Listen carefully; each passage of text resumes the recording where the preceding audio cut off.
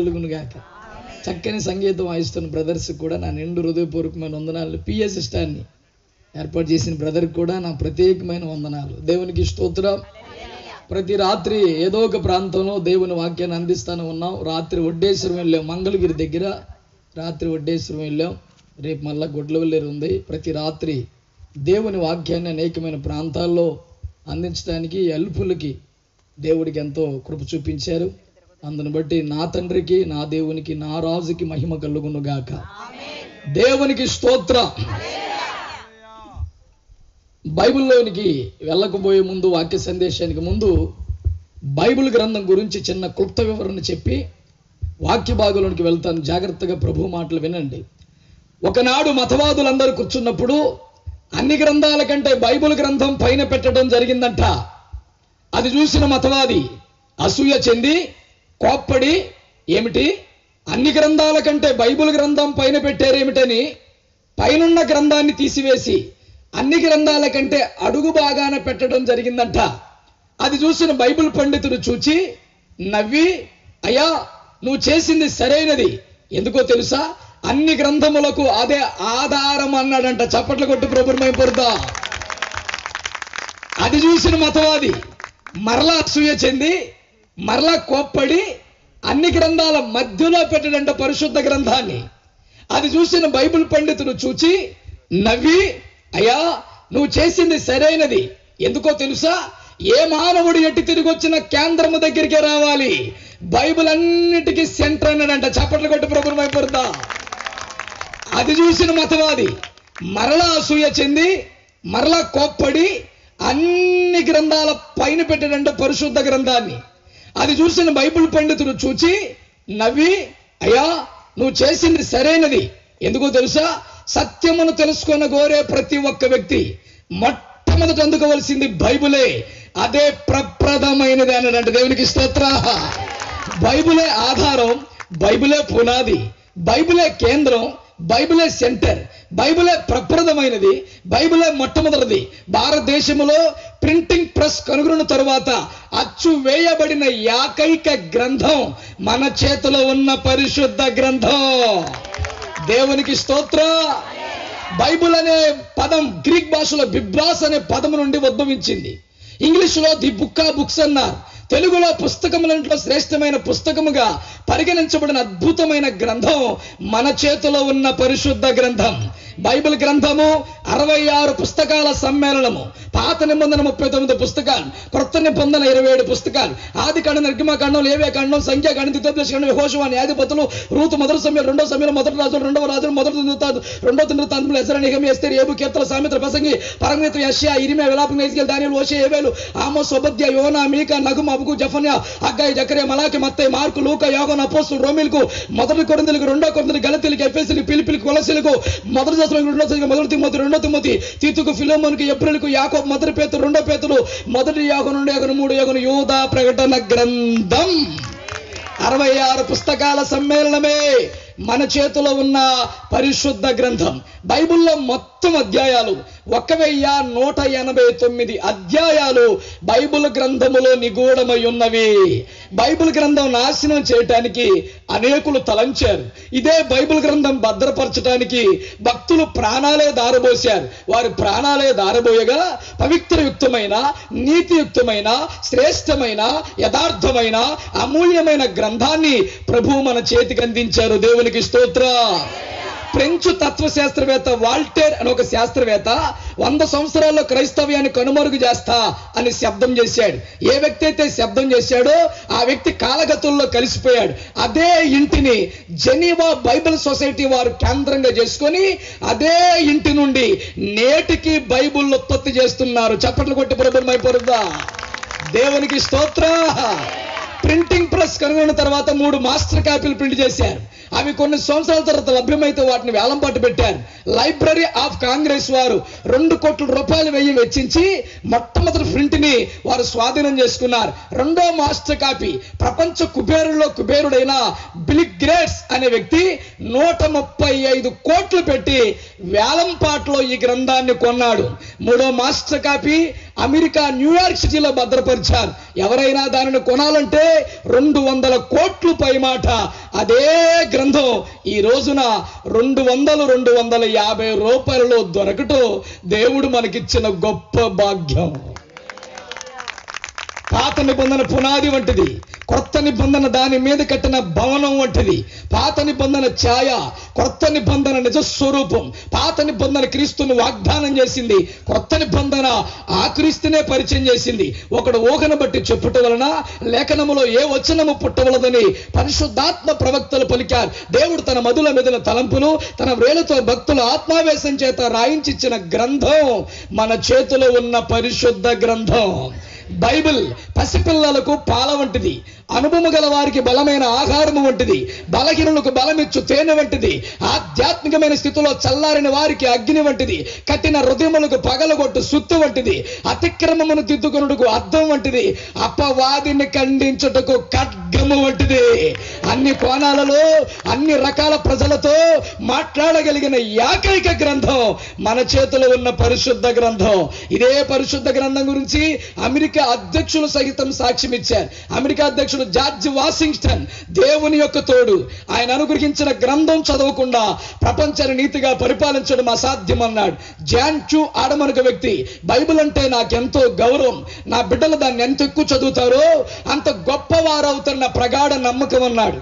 Abraham Lincoln, దేవుడు మానవునికి ఇచ్చిన బహుమానం ఏదైనా ఉంది అంటే అది బైబిలే, దాని ద్వారా దేవుని ప్రేమను క్షమాపణను తెలుసుకోగలుగుతామన్నాడు. యాండ్రూ జాక్సన్, బైబిల్ గ్రంథమే ప్రజాస్వామ్యమునకు ఆధారం అన్నాడు. ఇంతమంది వక్తలు అమెరికా అధ్యక్షులు సహితం ఈ గ్రంథముల గురించి సాక్ష్యం ఇచ్చిన వారిలో ఉన్నారు. ఏ గ్రంథమునకు లేని నామకరణం ఈ గ్రంథమునకు మాత్రమే పెట్టబడి ఉన్నది. ఆయన పరిశుద్ధుడు, ఆయన గ్రంథం పరిశుద్ధమైనదే. భూత వర్తమాన భవిష్యత్ కాలములలో ఉండు సమస్తమును ప్రభువు లిఖింపజేశారు. అంతకుముందు ఏం జరిగిందో, ఇప్పుడు ఏం జరుగుతున్నదో, రాబోయే రోజుల్లో ఏం జరగబోతుందో నిగూఢపరిచి నిశ్చిత్తపరిచి సంసిద్ధపరిచి దేవుడు మన చేతికిచ్చిన రాజ గ్రంథం మన చేతిలో ఉన్న పరిశుద్ధ గ్రంథం. దేవునికి స్తోత్ర. అందరు పైకెత్తండి ఒకసారి. ఇది క్లుప్త వివరణ. దీనికంటే ఆమోఘమైన ఇంకా వివరణ మన గ్రంథానికి ఉంది. దేవునికి స్తోత్ర.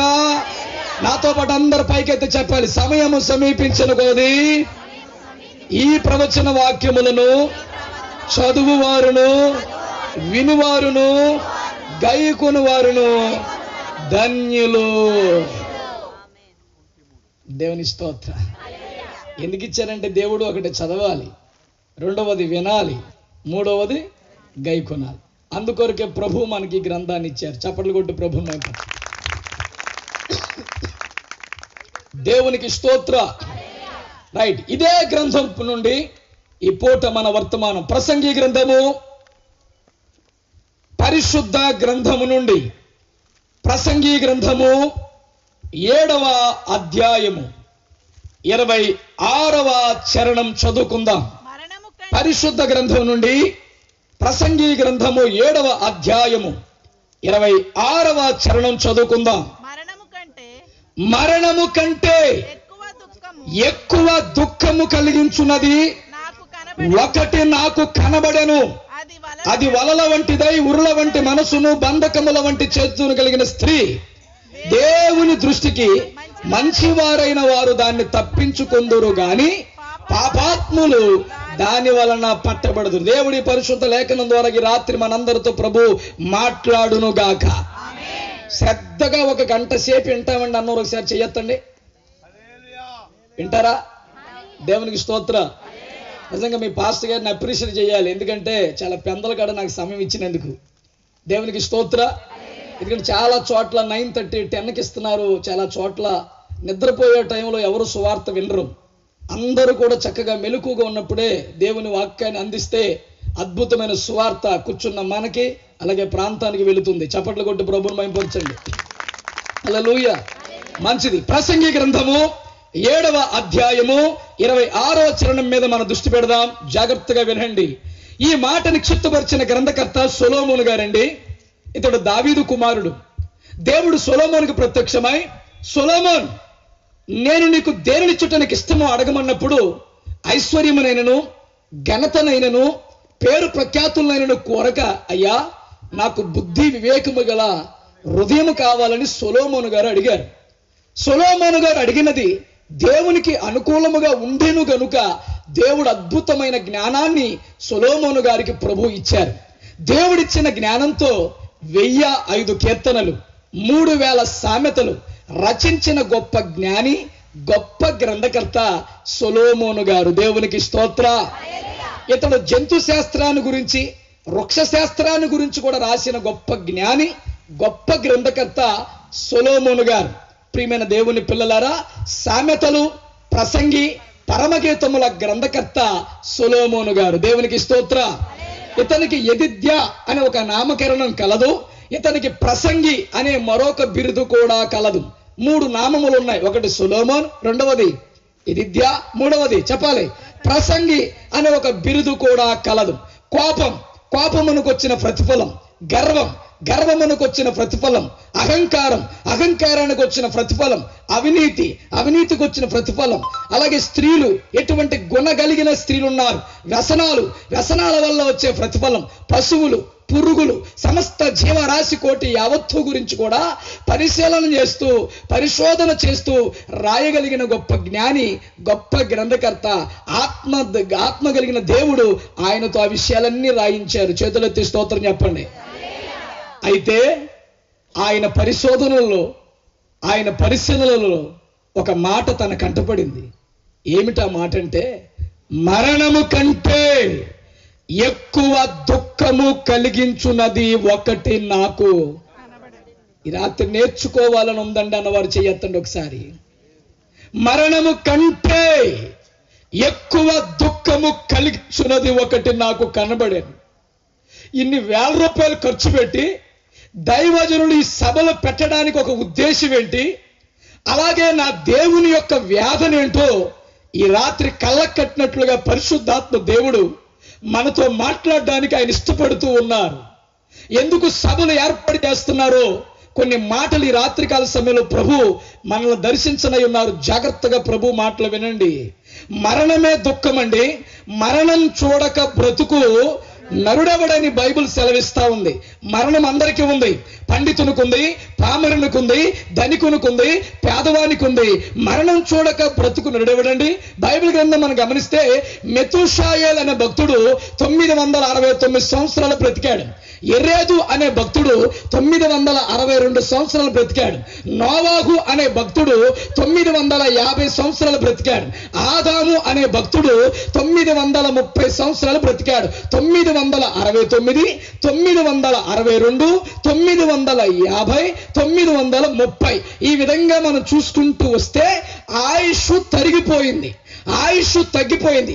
ఎక్కడ దాకా వచ్చింది పాస్టర్ గారు అని మీరు అడిగితే, ఆదికాండము 6వ అధ్యాయం మనం చదివితే, నరుల అక్రమ విషయములలో వారి ఏండ్లు 120 అగునన్నారు ప్రభువారు. దేవునికి స్తోత్ర. ఇప్పుడు 969 ఆయుష్ ఎక్కడికి వచ్చిందండి? 120, 120 వచ్చింది. కీర్తన 90 అధ్యాయంలో భక్తులైన మోషే గారు ప్రార్థన చేస్తూ, మా ఆయుష్ 70 సంవత్సరములు, అధిక బలముల 80, అయినను వాటి వైభవము ఆయాసము దుఃఖం. ఇప్పుడు నాతో పాటు స్పందించండి మీరు కూడా. 969 దగ్గర ఉన్న ఆయుష్ ఎక్కడికి వచ్చింది ఇప్పుడు? 70 లేదా 80. ఇంకా బైబిల్ లోతుల్లోకి వెళ్తే, అధికముగా దుర్మార్గపు పనులు చేయమాక నీ కాలమునకు ముందు నీ వేళ చనిపోదువు అని రాశారు. అంటే ఆ 70-80 దగ్గరికి వెళ్ళక మునిపే అధికముగా దుర్మార్గ పనులు చేసి దేవుని గాయాలు రేపి దేవునికి దుఃఖ పెట్టిన కారణాన 50-55లోనే 60-65లోనే అర్ధాంతరంగా జీవితాలు ముగించి వెళ్ళిపోతున్న వారు ఎందరో కనబడుతున్నారు. ఏదేమైనప్పటికీ కూడా మరణం అనేది తథ్యం. మరణం చూడక బ్రతుకు నరుడెవడు. అయితే మానవ జీవితం చాలా అశాశ్వతమైనది, మానవ జీవితం చాలా అల్పమైనది. మన పితరుడైన దావీదు అంటాడు, మేము నీ సన్నిధిని అతిథులమై ఉన్నాము అన్నాడు. చెప్పండి, ఏమై ఉన్నాం? మానవ జీవితం ఏంటి నాన్న? అందరూ పలకండి, ఏంటి? అతిథి. అతిథి అంటే ఎవరు? ఏదైనా మంచి ఫంక్షన్ ఏర్పాటు చేసి ముఖ్య అతిథి గౌరవనీయులు శ్రీ అని ఆహ్వానిస్తావు. శ్రీ అని ఆహ్వానించగానే సడన్ గా వచ్చి సడన్ గా వెళ్ళిపోతాడు. అతిథి. మానవ జీవితం కూడా అతిథే. వచ్చాం భూమి మీదకి, మళ్ళా ఏ గడియో ఏ క్షణమో ఎవరికీ తెలియదు. ఇంకా మానవ జీవితాన్ని గురించి గమనిస్తే పరదేశులమై ఉన్నాం.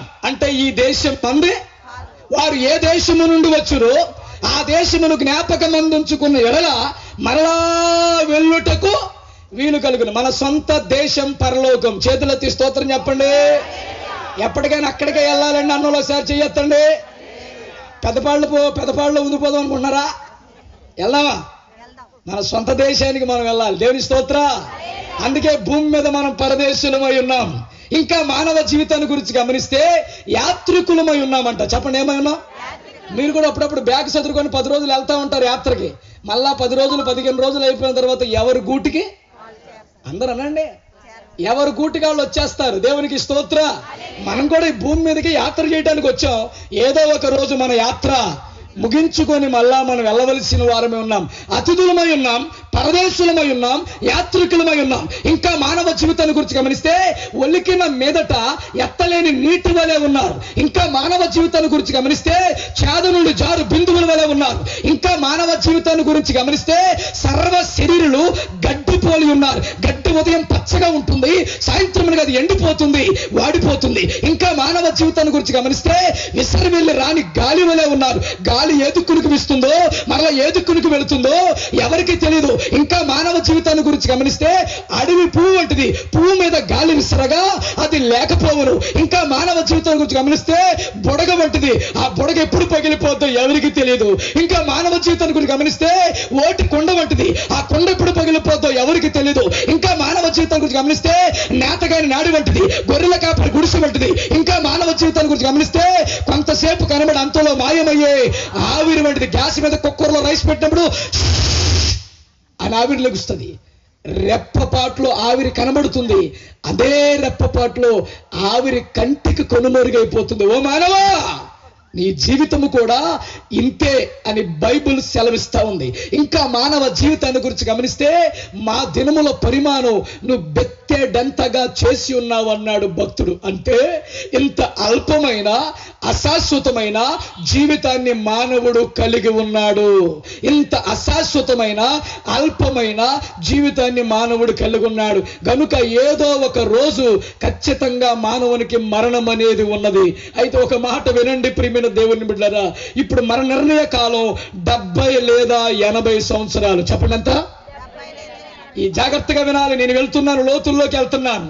70 లేదా 80 సంవత్సరాల జీవిత కాలంలో కొంతమందితో బాంధవ్యాన్ని, ప్రేమ అనురాగాలని, ఆప్యాయతని, సహజీవనాన్ని కలిగి భర్త భార్యతో, భార్య భర్తతో, తల్లిదండ్రులు పిల్లలతో, పిల్లల తల్లిదండ్రులతో, అన్నదమ్ములు, అక్క చెల్లెళ్ళు, స్నేహితులు, ఇలాగ ప్రేమను పంచి ప్రేమను పొందుకొని ఈ 70-80 సంవత్సరాల జీవిత కాలంలో వారందరూ బ్రతుకుతున్నారు, జీవిస్తున్నారు. అయితే వారిలో ఎవరైనా ఈ లోకాన్ని విడిచిపెట్టి వెళ్ళిపోతే, భర్త వెళ్ళిపోయినా, భార్య వెళ్ళిపోయినా, తల్లి వెళ్ళిపోయినా, తండ్రి వెళ్ళిపోయినా, అన్న వెళ్ళిపోయినా, తమ్ముడు వెళ్ళిపోయినా, అక్క వెళ్ళిపోయినా, చెల్లి వెళ్ళిపోయినా, ఎవరైనా మన కుటుంబంలో మనల్ని వదిలేసి వెళ్ళిపోయినా వారిని గూర్చిన వేదన, వారిని గూర్చిన దుఃఖం, వారిని గూర్చిన బాధ, వారిని గూర్చిన నిట్టూర్పు ఎంతైనా ఉంటుంది.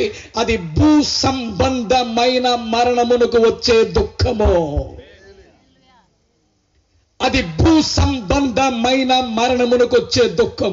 ఎందుకంటే నా భర్త 30 సంవత్సరాలు నాతో పాటు ఉన్నాడు, నా భార్య ఒక 30-40 సంవత్సరాలు నాతో పాటు ఉంది, మా అమ్మ నాన్న నాతో పాటు ఒక 30-40 సంవత్సరాలు, నా పిల్లలు ఒక 20-30 సంవత్సరాలు నాతో ఉన్నారు, నా స్నేహితుడు 20 సంవత్సరాలు నాతో స్నేహం చేశాడు. ఇప్పుడు నా స్నేహితుడు వెళ్ళిపోయాడు, నా తల్లి వెళ్ళిపోయాడు, నా తండ్రి వెళ్ళిపోయాడు, నా భర్త, నా భార్య, ఇలాగ కుటుంబంలో ఎవరు దూరం అయిపోయినా, ఎవరు ఎడబాటైనా వారిని గూర్చిన దుఃఖం ఎంతైనా ఉంటుంది.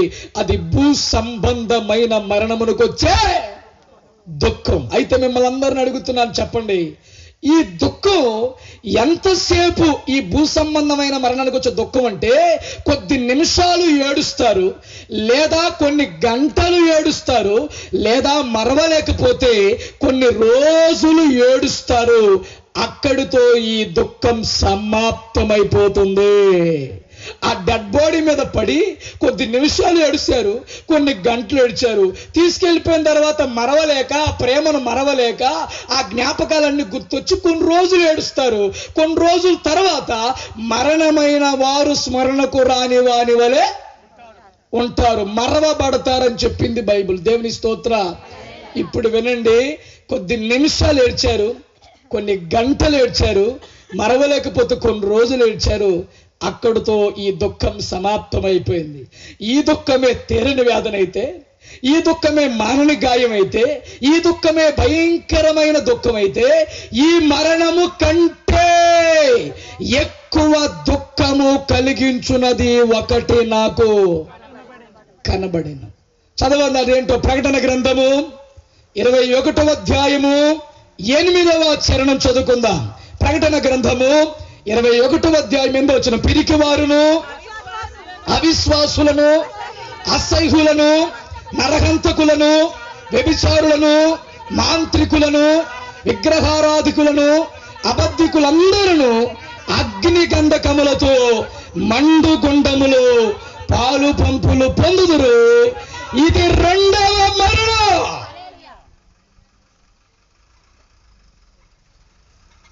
మరణము కంటే ఎక్కువ దుఃఖము కలిగించున్నది ఒకటి నాకు కనబడెను, అదే రెండవ మరణం.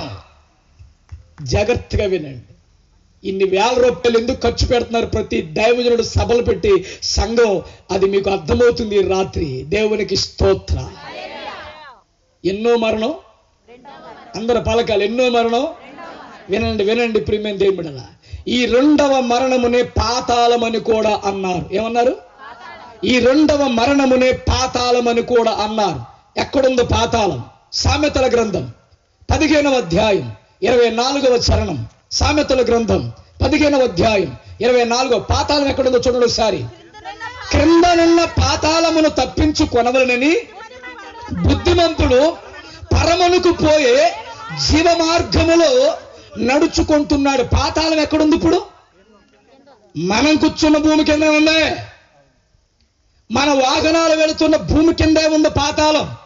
కొన్నిసార్లు వర్షం పడదు, ఒకేసారి వర్షం పడినప్పుడు భూమిలో నుండి ఏమొస్తుంది? ఆవిరి. కింద అగ్ని లావా నిల్వ చేయబడింది, కింద అగ్ని లావా నిల్వ చేయబడింది. క్రిందనున్న పాతాళం తప్పించుకోవాలని బుద్ధిమంతుడు పరమునకు పోయే జీవ మార్గం. ఈ సభల్లో నువ్వు తెలివైన వ్యక్తిగా, బుద్ధిమంతుడుగా, జ్ఞానం కలిగిన వ్యక్తిగా ఉంటే పరమునకు పోయే జీవ మార్గం ఏంటో ఈ ఉజ్జీవ సభల్లో నీకు ప్రకటించబడుతుండగా, తమ్ముడా ఈ మార్గంలోకి రాగలిగినట్లయితే పరలోకానికి నువ్వు చేరగలుగుతావు ఏదో ఒక రోజు. చప్పట్లు కొట్టి ప్రభువుని మహిమపరచండి. కానీ జ్ఞానం లేనివాళ్ళు, తెలివి లేనివాళ్ళు, బుద్ధి లేనివాళ్ళు డైరెక్ట్గా ఎక్కడికి వెళ్ళిపోతున్నారట? కిందనున్న. తప్పించుకున్నవాడు బుద్ధిమంతుడు, తప్పించుకోలేని వాడు బుద్ధిహీనుడు. మనం బుద్ధిమంతులు అవుదామా, బుద్ధిహీనులు అవుదామా? బుద్ధిమంతులు అవుదామండి. అన్నలో ఒకసారి చెయ్యొద్దండి. దేవునికి స్తోత్ర. ఆ బుద్ధిమంతులుగా మార్చడానికి ఈ సభలో చప్పట్లు కొట్టి ప్రభువుని మహిమపరచండి. ఆ బుద్ధిహీనతను విడిచిపెట్టి ఇప్పటికైనా బుద్ధి కలిగి అయ్యా ఆ పాతాళం, కిందన్న పాతాళానికి ఎవరు వెళ్ళకూడదని ఈరోజు ప్రభు మనందరితో మాట్లాడుతున్నాడు. దేవుని స్తోత్ర. హల్లెలూయా. ఇప్పుడు ఎక్కడుంది పాతాళం? మీకు రుజువులతో సహా, రెఫరెన్స్ సహా ఈరోజు వాక్యం అందించబడుతుంది. జాగ్రత్తగా వినండి. క్రింద ఉంది పాతాళం. ప్రియమైన దేవుని బిడ్డరా, పాతాళం ఉందని 1990 ఏప్రిల్ 24వ తేదీన వీక్లీ ఓల్డ్ న్యూస్ పత్రికలో ప్రచురం చేశారు. పాతాళం ఉందని. రష్యా, పశ్చిమ సైబేరియా ప్రాంతంలో భూగర్భ శాస్త్రవేత్తలు అసలు భూమి లోపల ఏముందా కనుగొందామని ఒక యంత్ర సహాయముతో ఒక రంధ్రాన్ని వేశారు. 9 మైళ్ళ లోతు వరకు, అంటే భూమి లోపల 9 మైళ్ళ లోతు వరకు యంత్ర సహాయంతో ఒక రంధ్రాన్ని వేశారండి. 9 మైళ్ళ లోతు వరకు యంత్ర సహాయముతో రంధ్రాన్ని వేస్తే అక్కడ 2000 ఫారెన్ హీట్ ఉష్ణోగ్రత కనుగొన్నారు. ఎంత చెప్పాలి మీరందరూ? 2000 ఫారెన్ హీట్ ఉష్ణోగ్రత కనుగొన్నారు. ఇప్పుడు మిమ్మల్ని అడుగుతున్నాను, ఒక మాట చెప్పండి. మన మీద పడుతున్న ఉష్ణోగ్రత ఎంతనా ఇప్పుడు? 39-40 అనండి. ఎంత? ఇప్పుడు ఎండాకాలంలోకి వచ్చాం, వేసవి కాలంలోకి వచ్చాం. 40, 41, 42కి వెళ్తుందేమో అని భయపడుతున్నారు. అమ్మో 42, 43కి వెళ్తే ఇంకా ఆ ఎండను మనం తట్టుకోలేక ఈ ఉన్న 40, 39కే ప్రియమైన దేవుని బిడ్డలారా డబుల్ ఏసీ రూముల్లో పెద్ద పెద్ద చెట్ల కింద కొబ్బరి బొండం నీళ్లు, కూల్ డ్రింకులు తాగి ఈ ఒక్కపోత ఏంట్రా బాబు తట్టుకోలేకపోతున్నావురా అంటున్నారు. ఎంత? 39, 40. 9 మైళ్ళ లోతులో వాళ్ళు ఎంత కనుగొన్నారు? 2000. అసలు సూర్యుని ఉష్ణోగ్రత 6000 డిగ్రీల సెల్సియస్ ఉష్ణోగ్రతలో సూర్యుడున్నాడు. ఎంత? 6000 అంటే 6000.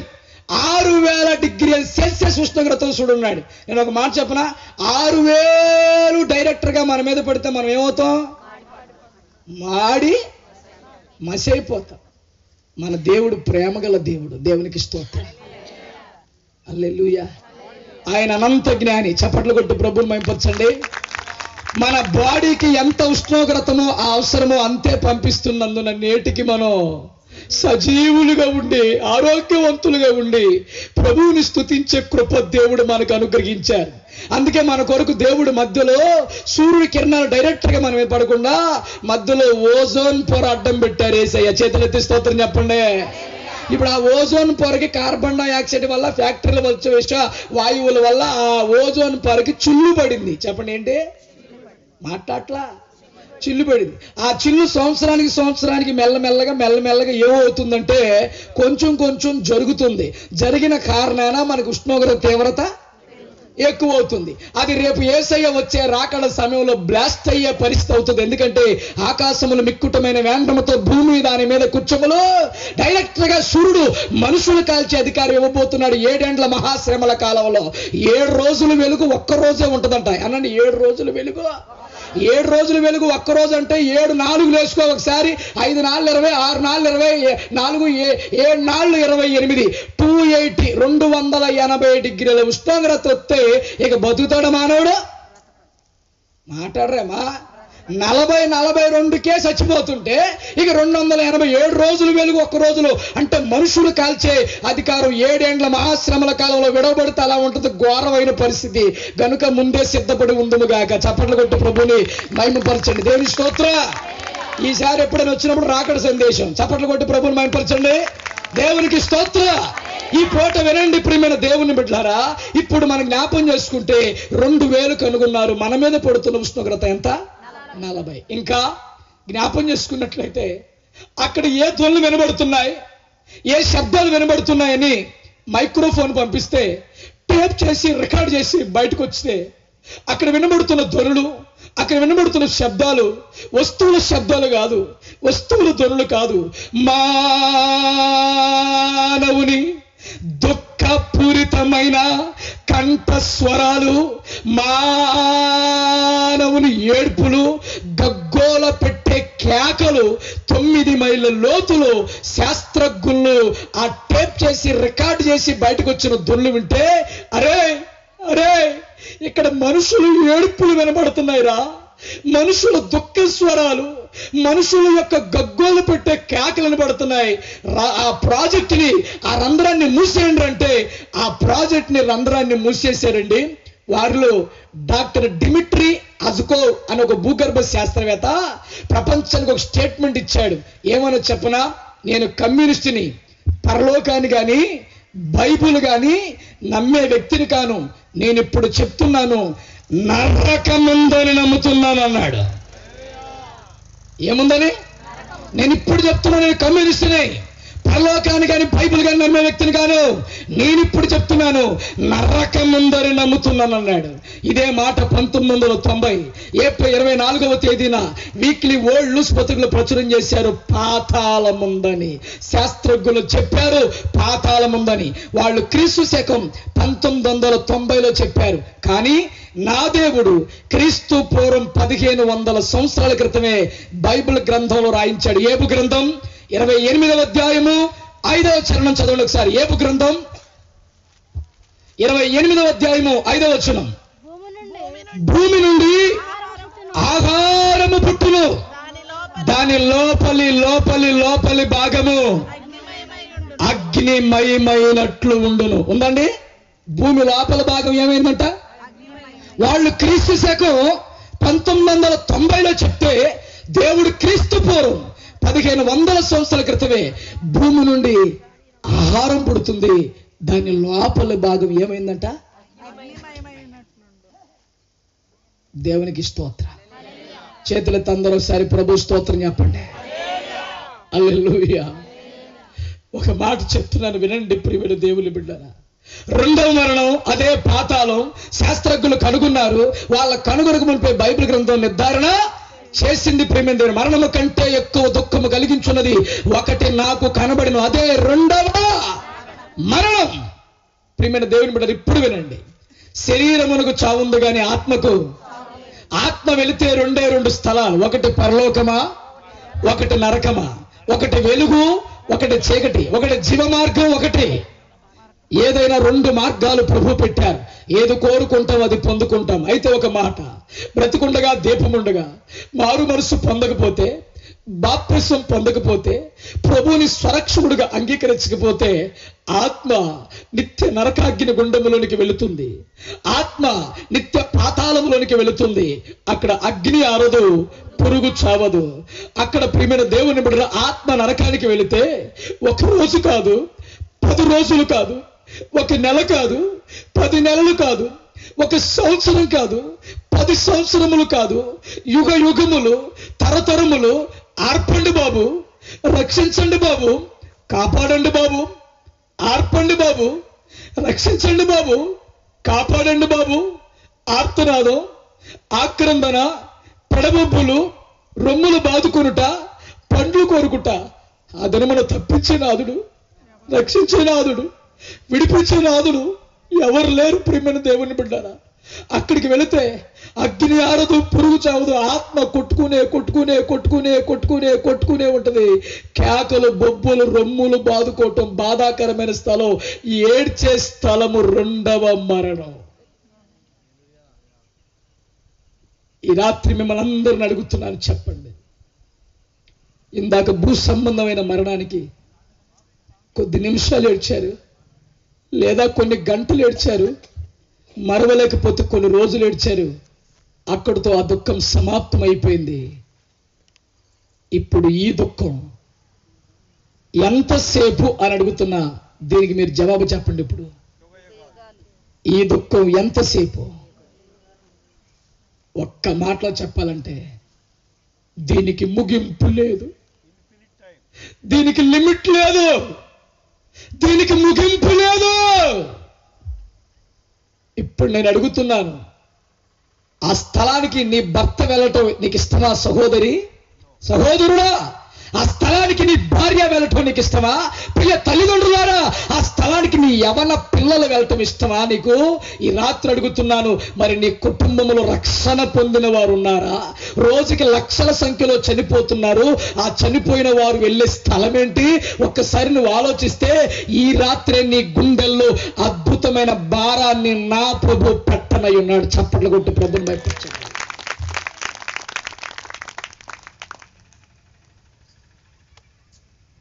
దేవునికి స్తోత్ర. ఇన్ని వేల రూపాయలు ఖర్చు పెట్టి సభలు పెట్టడానికి కారణం ఏంటంటే, ఏ ఒక్క ఆత్మ కూడా ఆ రెండవ మరణమునకు, ఏ ఒక్క ఆత్మ నశించిపోకూడదన్న ఉద్దేశంతోనే దైవజనులు ఈ సభలు ఏర్పాటు చేశారు. ప్రియమైన దేవుని బిడ్డరా, ఈ రాత్రి ప్రభు మాట్లాడుతుండగా, అయ్యా ఆ దుఃఖానికి ముగింపు లిమిట్ లేదయ్యా, ఆ నరకం గుండకి వెళ్తే అది ఒక రోజు కాదు, 10 రోజులు కాదు, ఒక నెల 10 నెలలు కాదు, ఒక సంవత్సరం 10 సంవత్సరాలు కాదయ్యా, యుగ యుగములు తరతరములు. ఆర్పండి బాబు, రక్షించండి బాబు, కాపాడండి బాబు. ఆర్తనాదం, ఆక్రందన, పెడబొబ్బులు, రొమ్ములు బాదుకునుట, పండ్లు కొరుకుట. ఆ స్థలానికి ఏ ఒక్కరు వెళ్ళకూడదని ఈ రాత్రి పరిశుద్ధాత్మ దేవుడు మాట్లాడుతున్నాడు. చేతులెత్తి ప్రభు స్తోత్రం చెప్పండి. హల్లెలూయా. బైబిల్లో ధనవంతుడు లాజరు ఉన్నారు. ఊదా రంగు బట్టలు ధరించుకుని ప్రతిరోజు సుఖపడుతూ ఉండేవాడు. లాజరు దరిద్రుడు, కురుపులు వచ్చి కుక్కలు లాగుతూ ఉండేవి. ఇద్దరు మరణించారు. ధనవంతుడు పాతాళానికి వెళ్ళాడు. లాజరు అబ్రహాము రొమ్మున ఆనుగురుడుకు దేవదూతల చేత కొనుపోబడ్డాడు. పాతాళానికి వెళ్ళిన ధనవంతుడు అంటాడు, తండ్రివైన అబ్రహామా, అగ్నిజ్వాలలో నేను యాతన పడుచున్నాను. కొనవ్రేలుతో ఒక్క నీటి చుక్క నా నాలుకను చల్లార్చడానికి అంటున్నాడు. అక్కడ వారు ఇక్కడికి రారు, ఇక్కడ వారు మధ్యలో ఏముందంటే, తల్లి బాబు అక్కడ ఏం దొరకలా ధనవంతుడికి, ఒక్క ఇక్కడ మినరల్ వాటర్ తాగుండొచ్చు, ఇక్కడ కూలింగ్ వాటర్ తాగుండొచ్చు, ప్రతిరోజు ఊదా రంగు బట్టలు తరచు, రోజు సుఖపడచ్చు. అక్కడికి వెళ్ళి అంటాడు, ఒక్క నీటి చుక్కయ్యా నా నాలుకను చలార్చడానికి. ఇక తర్వాత అంటాడు, ఇక నేను ఎలాగో వచ్చాను, తప్పించుకునే మార్గం లేదు, కానీ నాకు భూమి మీద 5 సహోదరులు ఉన్నారు. వారైనా ఈ యాతనకరమైన స్థలములకు రాకుండానట్లుగా నీ దగ్గర లాజరును పంపించమంటే అంటున్నారు, చనిపోయిన వారు వెళ్తే నమ్మరయ్యా, అక్కడ మోషే, ఏలియా ఎందరో నా సేవకులు ఉన్నారు. చప్పట్లు కొట్టి ప్రభువుని మహిమపరచండి. వారి మాటలు వింటే మీ సహోదరులకి ఏం దొరుకుతుంది? రక్షణ. మీకు ఒక మాట చెప్పనా, సేవకులను దేవుడు ఎందుకు మన ఏరియాలో, మన పరిధిలో, మన ప్రాంతాల్లో ఏర్పాటు చేసుకున్నారంటే మీ కుటుంబాలకి ప్రభు రక్షణ ఇవ్వటానికి. చప్పట్లు కొట్టి ప్రభువుని మహిమపరచండి. ఆ సేవకులు చేర్చుకొని ఆ సేవకుల మాటలు ఎవరైతే వినగలుగుతారో ప్రతి కుటుంబానికి రక్షణ రాబోతా ఉంది. ఒక ప్రాంతానికి ఒక దైవజనుడు ఆశీర్వాదం అండి. ఒక సందుకే, ఆ సందులో ఒకవేళ మందిరం ఉంటే ఆ సందుకే ఆ సేవకుడు ఆశీర్వాదం అండి. ఒక ఏరియా ఉంటే ఆ ఏరియానికే సేవకుడు ఆశీర్వాదం అండి. దేవుని ప్రతినిధిగా, మధ్యవర్తిగా దైవజనుడు, ప్రియమైన దేవుని బిడ్డరా, దేవుడి పిలవగా ఏర్పాటు చేయగా వచ్చిన వాడు దైవజనుడు అండి. ఆ దైవజనుడు వల్ల కుటుంబాలకి మాట విని లోబడితే వారికి రక్షణ దొరుకుతుంది. దేవునికి స్తోత్రం. అందుకే ఈ రోజున లక్షలాది మంది దైవజనులను దేవుడు ఏర్పాటు చేశాడు. చప్పట్లు కొట్టి ప్రభువుని మహిమపరచండి. హల్లెలూయా. నేను అందుకే ఎప్పుడు అంటాను, దైవజనులను ప్రేమించాలి, దైవజనులను గౌరవించాలి, దైవజనుల మాట వినాలి, దైవజనులకు లోబడాలి. ఆ సేవకుడు అగ్నిజ్వాలని చెప్పాడు దేవుడు. ఏ జ్వాలంట? అగ్నిజ్వాలలు. దేవుని ఆలోచన దైవజనులో ఉంటుంది. దైవజనుడు సంఘానికి ఆ ఆలోచన చెప్తాడు. చప్పట్లు కొట్టి ప్రభువుని మహిమపరచండి. అంటే దేవుని ఆలోచన మన మధ్యకి తీసుకొచ్చే మధ్యవర్తి ఎవరు? అందరూ ఆ సేవకుల మాట వింటే రక్షణ.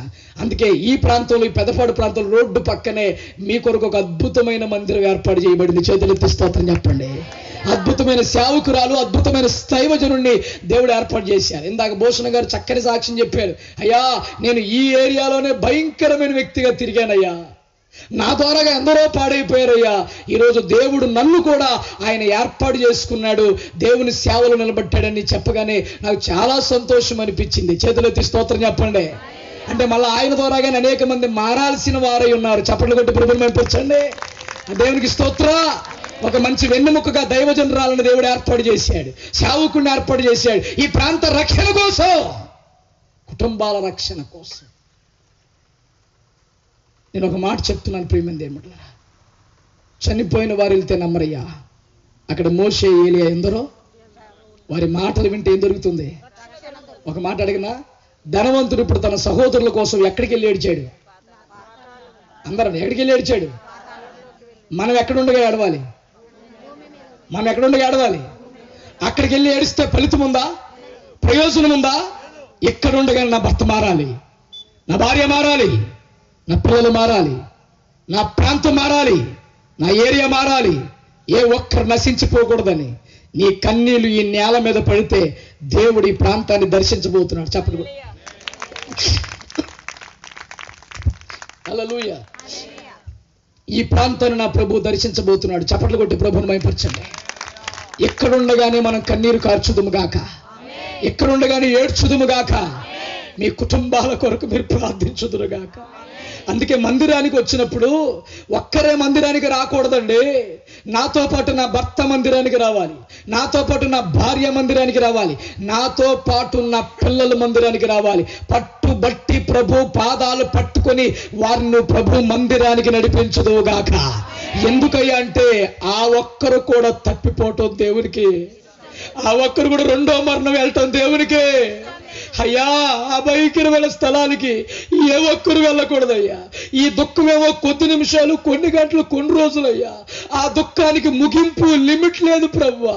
ఆ భయంకరమైన స్థలానికి ఏ ఒక్కరు వెళ్ళకూడదని నువ్వు కన్నెలతో ప్రార్థన చేయాలి. కనుక ఈ రాత్రి ప్రభు నీతో మాట్లాడుతున్నాడు. దేవునికి స్తోత్ర. ఇంకో మాట చెప్పనా, ప్రియమైన దేవుని పిల్లలారా, ఆ రెండో మరణానికి మనం ఏ ఒక్కరు వెళ్ళకూడదని పరలోకాన్ని విడిచిపెట్టి యేసయ్య భూమండలం మీదకి వచ్చేసాడు. చప్పట్లు కొట్టి ప్రభువుని మహిమపరచండి. ఆ పరలోకాన్ని విడిచిపెట్టి ఆయన భూమండలానికి వచ్చేసాడు.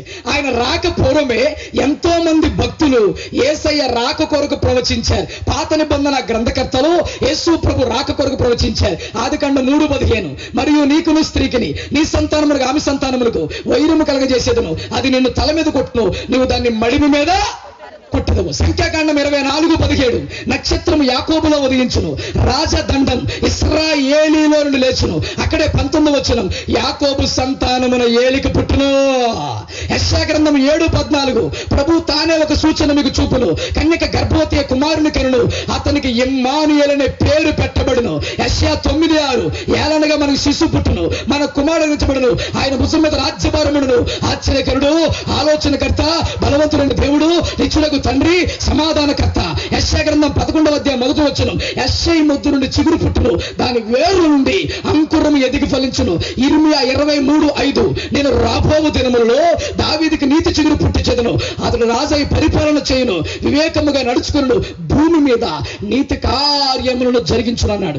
జకర్యా గ్రంథం 3:8, ప్రధాన యాజకుడు అయిన యెహోషువ నీ ఎదుట కూర్చున్న సహకారులు సూచనలుగా ఉన్నారు, అదేదనగా చిగురును నా సేవకుని నేను రప్పింపబోచున్నాను.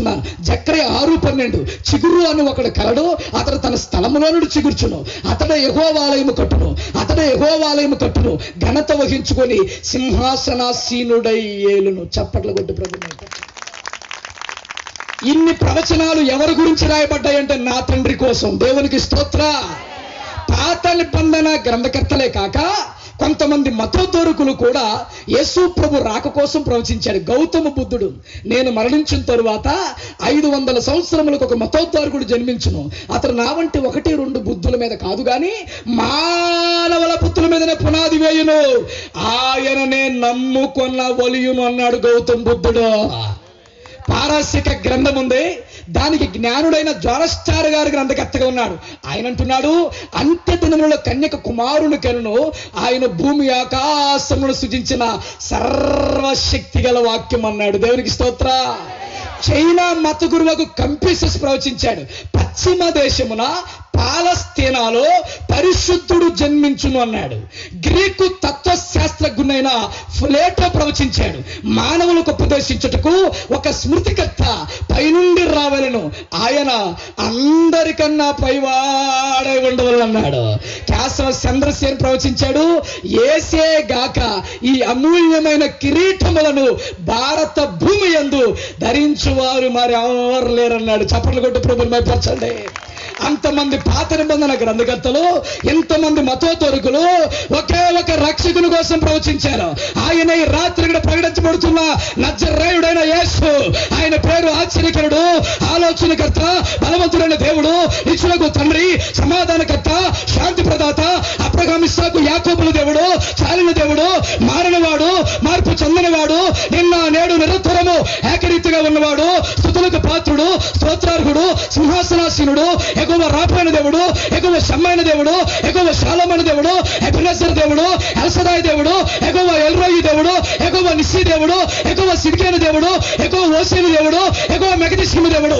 మంచి కాపరి, ప్రధాన కాపరి, ప్రత్యక్ష కాపరి, ఆత్మల కాపరి, అధ్యక్ష కాపరి, వాడబారిన మహిమ కాపరి, నిర్మలాత్ముడు, నిత్యతేజుడు, అన్ని నామముల కన్నా పైనామం కలిగిన వాడు, పరిశుద్ధుడు పరిశుద్ధుడు పరిశుద్ధుడని కెరేపులు శరేపుల మధ్య 22 పెద్దల మధ్య కూడా దేవదూతుల మధ్య గాని ప్రతిగాలముతో నిరంతరము కొనియాడబడుతున్న దేవుడు, అగ్ని జ్వాల వంటి నేత్రం కలిగిన వాడు, అపరంచనిపోయిన పాదం కలిగిన వాడు, 7 నక్షత్రాలు కుడి చేత పట్టుకున్నవాడు, 7 దీపస్తముల మధ్య సంచరించిన మహిమ గల దేవుడు, నరవతారిగా మధ్యవర్తిగా రక్షకుడుగా పసిపారుడుగా యూదా గోత్రపు సింహముగా ప్రపంచానికే పరలోకాన్ని విడిచిపెట్టి భూమండలానికి ఏకైక దేవుడిగా దిగివచ్చాడు.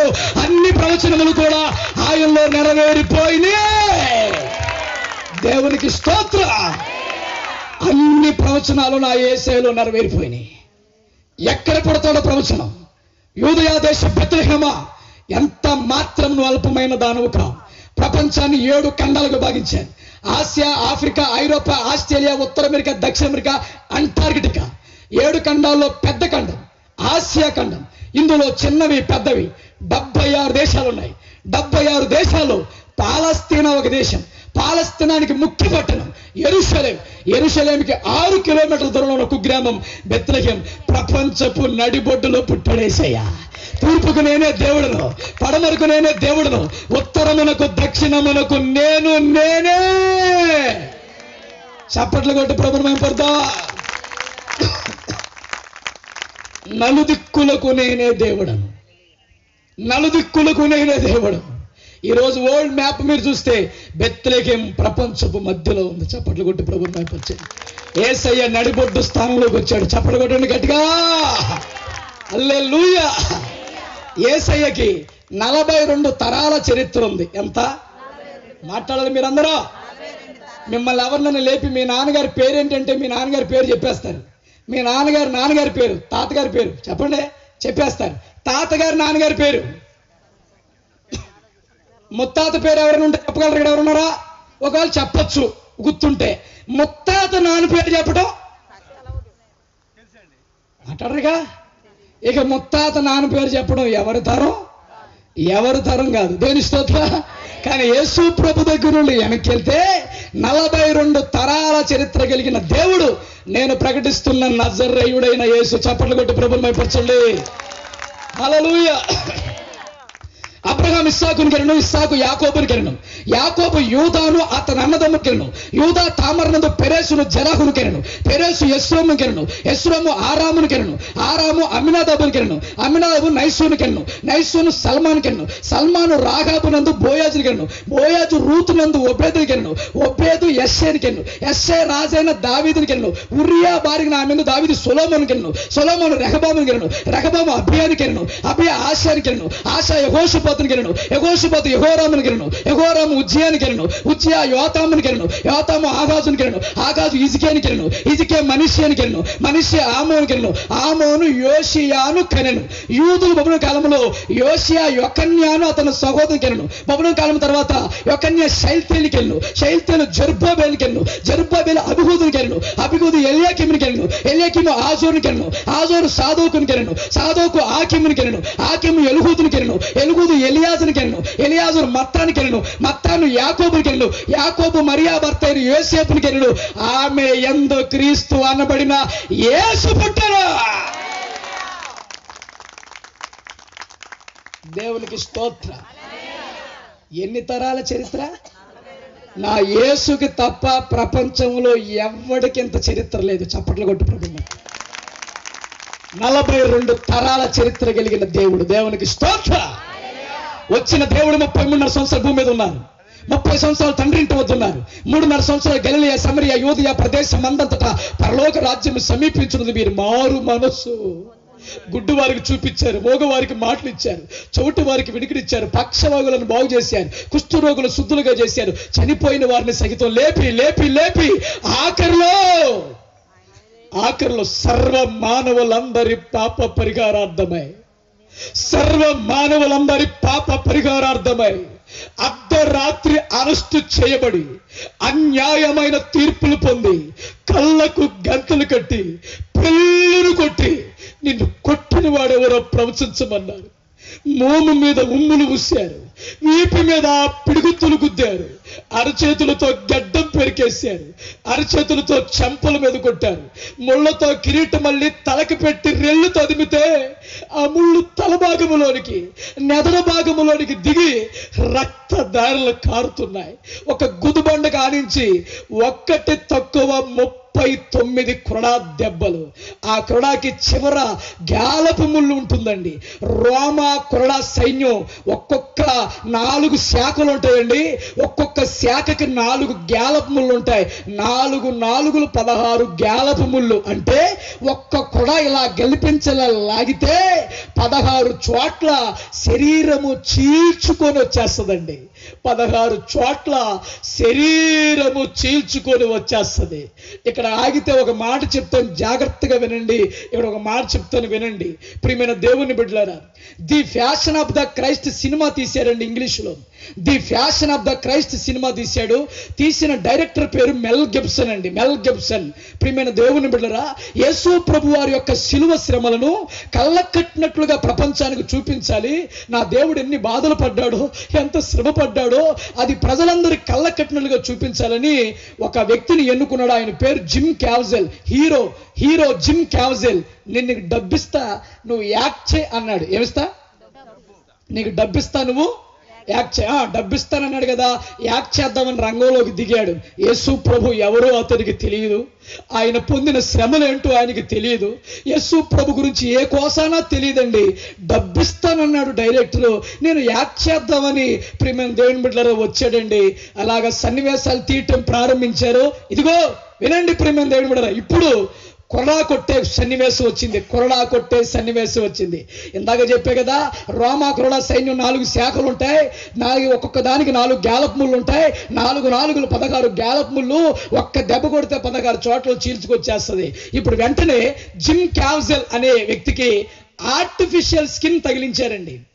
ఆర్టిఫిషియల్ స్కిన్ తగిలించి ఒక గుదుబండ కానించి మొట్టమొదటి కొరడా దెబ్బ టక్మని కొట్టారు. మొట్టమొదటి కొరడా దెబ్బ టక్మని కొడితే ఎమోషనల్గా, అంటే కొరడా దెబ్బ కొడితే ఒక వ్యక్తి ఎంత బాధను అనుభవిస్తాడో, ఎంత ఎమోషనల్ అవుతాడో అంత ఎమోషనల్గా జిమ్ క్యావ్జెల్ స్పందించాడు. మరలా రెండవ కొరడా దెబ్బ టక్మని కొట్టగానే మరలా అదే ఎమోషనల్గా స్పందించాడు. డైరెక్టర్ అనుకుంటున్నాడు చాలా అద్భుతమైన రీతిలో ఇతడు యాక్ట్ చేస్తున్నాడు, నిజంగా ఈ సినిమా హిట్ అయిపోద్ది అని అనుకుంటున్నాడు లోపల. మూడవ దెబ్బ టక్మని కొట్టారండి ప్రియమైన దేవుని బిడ్డలారా. మూడవ దెబ్బ టక్మని కొడితే జిమ్ క్యావ్జెల్ కండి ఆర్టిఫిషియల్ స్కిన్ దాటి లోపల శరీరములోనికి ఆ ముళ్ళు దిగబడగానే బాబోయ్ అని కేకేశాడు. బాబోయ్ అని కేకేగానే షూటింగ్ ఆపేయండిరా అన్నారు. ఈ లోపల రక్తం దారలుగా కారుస్తుంటే అంబులెన్స్ వచ్చేసింది. ఈ వ్యక్తిని హాస్పిటల్కి ప్రియమైన దేవుని బిడ్డలారా తీసుకొని వెళ్ళిపోయాడు. 16 కుట్లు పడ్డాయండి. 16 కుట్లు పడ్డాయి. హాస్పిటల్ బెడ్ మీద జిమ్ క్యావ్జెల్ ఉన్నాడు. ఈ లోపల డైరెక్టర్ మెల్ గిబ్సన్ హాస్పిటల్కి వెళితే జిమ్ క్యావ్జెల్ మెల్ గిబ్సన్ డైరెక్టర్ని అడుగుతున్నాడు, మెల్ గిబ్సన్, యేసు ప్రభువారు నిజంగా ఇంతగా హింసించబడ్డారా? నిజంగా ఇన్ని దెబ్బలు తిన్నారా? నిజంగా ఆయన ఎంత గాయపరచబడ్డాడా? నిజంగా ఆయన అన్ని పర్రాని పాటలు పడ్డాడా? మెల్ గిబ్సన్ అని అడుగుతుంటే మెల్ గిబ్సన్ అంటున్నాడు, జిమ్ క్యావ్జెల్, మనం యేసు ప్రభువుల గురించి పొందిన శ్రమలు 40% మాత్రమే తీయగలుగుతున్నామయ్యా. ఇంకా 60% ఉంది. ఆయన పొందిన గాయాలు, ఆయన పొందిన బాధ ప్రపంచంలో ఎవరు భరించలేరయ్యా అనగానే హాస్పిటల్ బెడ్ మీద ఉన్న జిమ్ క్యావ్జెల్ వెంటనే హాస్పిటల్ బెడ్ మీద నుండి దిగి మోకాళ్ళు వేసేసి యేసుక్రీస్తు ప్రభుల వారి యొక్క ఆ పొందిన శ్రమలు తలంచుకొని గుండె పగిలిన వాడే ఏడుస్తూ పశ్చాత్తాపడుతూ తన హృదయాన్ని ప్రభుకిచ్చి యేసు ప్రభుని సొంత రక్షకుడుగా అంగీకరించాడు. దేవునికి స్తోత్రం. నేను ఒక్క కొడా దెబ్బ తట్టుకోలేక 16 కుట్లు నాకు పడ్డాయి. నా యేసయ్యకి ఒకటి తక్కువ 39 కొడా దెబ్బలు కొట్టారు. కొడా కొట్టి లాగితే పైన చర్మం, లోపల పితోలు, ఆ లోపల ఉన్న మాంసం, ఆ లోపల ఉన్న కండరం, పక్కటెముకలు కూడా కనబడినట్లుగా ఒకటి తక్కువ 39 కొడా దెబ్బలు కొట్టారు. గొల్గొతా వీధుల్లో ఈడ్చుకొని వెళ్ళారు. తుప్పు పట్టుకుపోయిన మేకులు, చేతిలో కొట్టబడిన మేకు చెక్కలోకి రావాలి. 2 కాళ్ళల్లో దిగబట్టబడిన మేకు చెక్కలోకి రావాలి. ఏ ఆధారం లేకుండా ఆకాశానికి భూమికి మధ్యలో యేసయ్య వేలాడుతున్నారు. సొగసైనను లేదు, స్వరూపమైనను లేదు, వ్యసన కాంతుడుగాను, వ్యాధిని అనుభవించేవాడుగాను, మనుషులు చూడలేని వాడిగా ఆయన వేలాడుతున్నారు. పరమగీత గ్రంథంలో రాశారు, స్త్రీలలో అధిక సుందరమగుదానా, వేరు ప్రియుని కన్నా నీ ప్రియుని విశేషమేమి? నా ప్రియుడు ధవలవన్నుడు, రత్నవన్నుడు, 10,000 మంది పురుషుల్లో పోల్చదగినవాడు. అతని శిరస్సు అపరంజి వంటిది, అతని తల వెంట్రుకలు కాకపక్షుల కృష్ణవర్ణములు, అవి నొక్కులుగా కనపడుచున్నవి. అతని నేత్రములు నదీ తీరములందుండు గువ్వలే ఉన్నవి, అవి పాలతో తాచిన రత్నముల వలె ఉన్నవి. అతని చెక్కిళ్ళు పరిమళ పుష్పస్థానములు, అతని వైఖరి లెబానోను పర్వత తుల్యం. ఇతడే నా ప్రియుడు, ఇతడే నా స్నేహితుడు.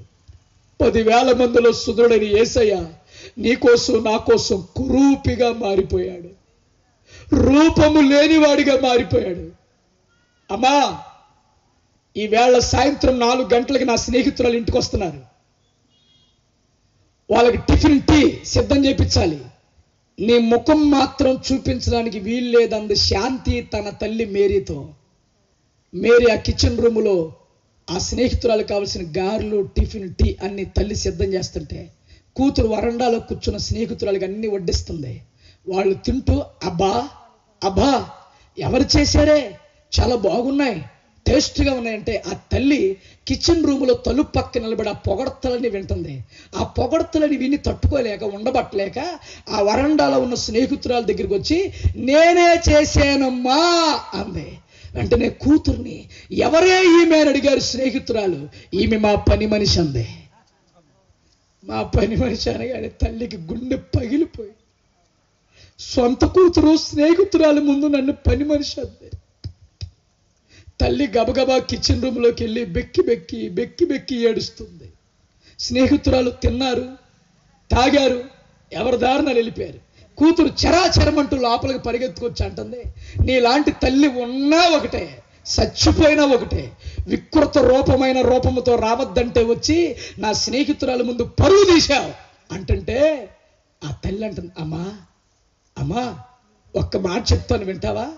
నువ్వు పసిగుడ్డుగా ఉన్నప్పుడే మీ నాన్న ఈ లోకాన్ని విడిచిపెట్టి వెళ్ళిపోయాడమ్మా. పసిగుడ్డుగా ఉన్న నిన్ను ఉయ్యాల్లో వేసి నీళ్లు తెద్దామని బిందు పట్టుకొని ఒక్కొనొక రోజు ఊర్లోకి వెళ్ళానమ్మా. ఆ బిందు పట్టుకొని తిరుగు మొక్కలో వస్తూ ఉంటుండగా ఆటోమేటిక్గా మన ఇల్లు అగ్ని మంటల్లో కాలిపోతుందమ్మా. ఆ మంటల్లో నువ్వు ఉన్నావు తల్లి. అయ్యా, అమ్మా, బాబు, నా కూతుర్ని కాపాడండి, నా కూతురుని రక్షించండి అంటే నిన్ను రక్షించడానికి ఎవ్వరు ముందుకు రాలేదమ్మా. ఆ బిందె అక్కడ పడేసి పరుగున కాలిపోతున్న ఇంట్లోకి నేను వచ్చి ఆ ఉయ్యాలలో ఉన్న నిన్ను, పసిగుడ్డుగా ఉన్న నిన్ను నా భుజస్కంధాల మీద వేసుకొని ఇంట్లో నుండి బయటకు వస్తుంటుండగా ఆ మంటలన్నీ కూడా నా శరీరానికి వ్యాపించి, నా దేహానికి వ్యాపించి, నా ముఖానికి వ్యాపించి, అమ్మా నా శరీరం, నా దేహం అంతా కాలిపోయి నా ముఖం వికృత రూపకంగా మారిపోయిందమ్మా. నిన్ను బ్రతికించుకున్నానన్న ఒక్క ఆశతో నేను ఇంతకాలం బ్రతికానమ్మా అనగానే తల్లి పాదాల మీద కూతురు కుప్పలా కూలిపోయింది. అమ్మా, నువ్వు చేసిన త్యాగం ఎరుగక నేను నిన్ను దూషించానమ్మా. నువ్వు నా తల్లివని లోకం మొత్తానికి చాటుతానందంటే చేతులు ఎత్తి స్తోత్రం చెప్పండి. అమ్మా, నువ్వు చేసిన త్యాగం ఎరుగక నిన్ను దూషించా, నువ్వు నా తల్లివని లోకం మొత్తానికి చాటుతాను. ఆనాడు 10,000లో సుందరుడని యేసయ్య కూడా నీకోసం కురుపిగా మారిపోయాడు, నీకోసం రూపము లేనివాడిగా మారిపోయాడు. ఆఖరి బొట్టు వరకు రక్తం కార్చి ప్రాణం పెట్టాడు. ఒక మాట చెప్పనా, ఎంత త్యాగం యేసయ్య ఎందుకు చేశారంటే ఇందాక మనం చెప్పుకున్న 2వ మరణానికి ఏ ఒక్కరు వెళ్ళకూడదని చప్పట్లు కొట్టి ప్రభువుని మహిమపరచాలి.